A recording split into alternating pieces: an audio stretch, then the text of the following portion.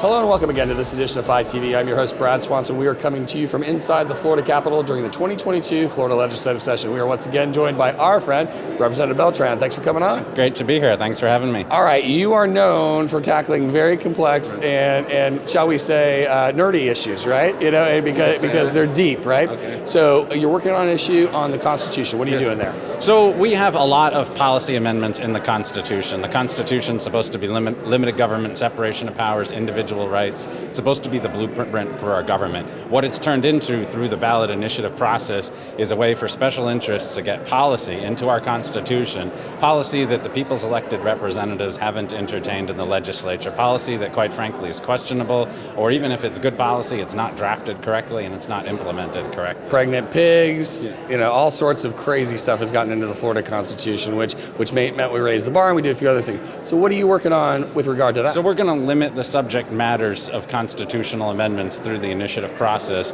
to matters that belong in the Constitution, structure of government, structure of the Constitution, procedural matters, elections, and so forth. We don't want to do policy in the Constitution because when we do policy, we have a policy-making process. We have the committee process in the House and the Senate. You go through usually at least 3 committees.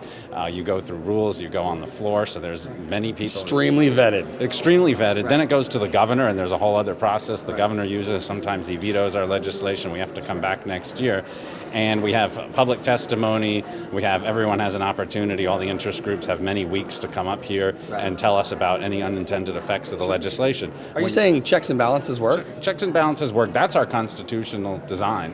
And these folks who want to put things into our Constitution through the ballot initiative process, many times they're out-of-state special interests. Sometimes they're in-state special interests. There's very rarely is it a grassroots, wholesome thing. Paid petition gatherers. I mean, literally it runs rife. And obviously Mark Wilson's been out there forever talking about protecting the Constitution.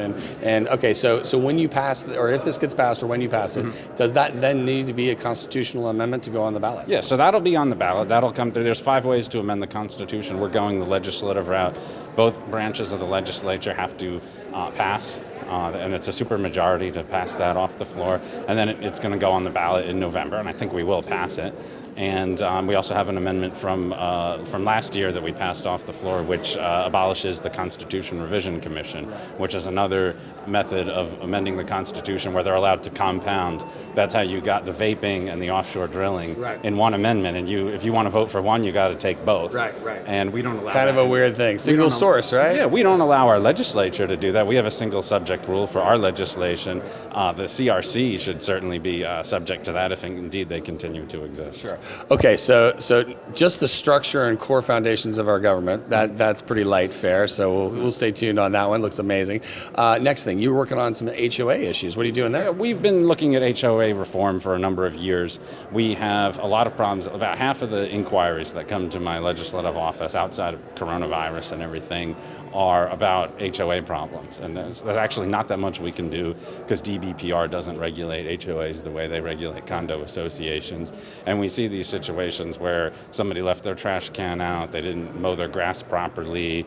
Exorbitant fee, right? These big fees, and then they turn into big litigation, and the fees go up exponentially from there. And usually it's maybe the homeowner's got a grudge, maybe the association or one of the board members has a grudge.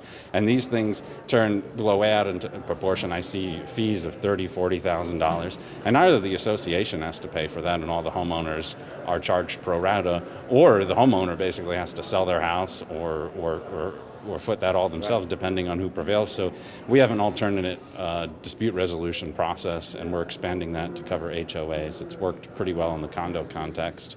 And then we'll have an ombudsman who can help try to mediate some of these disputes. Well, as somebody who has had a dispute with an HOA, I think that sounds like an amazing, because whatever the system was, it really wasn't great for either side. So looking forward to seeing how that will resolve some problems in the future. Absolutely. Well, we're hoping we'll get that enacted. That'll be up in reg reform tomorrow. I love it. All right. Well, you promised to come back mid-session and tell us how we're doing on these 2 issues? Absolutely. Well, I'll give you an update then. I love it. Thanks for having me. Representative, thanks for coming on.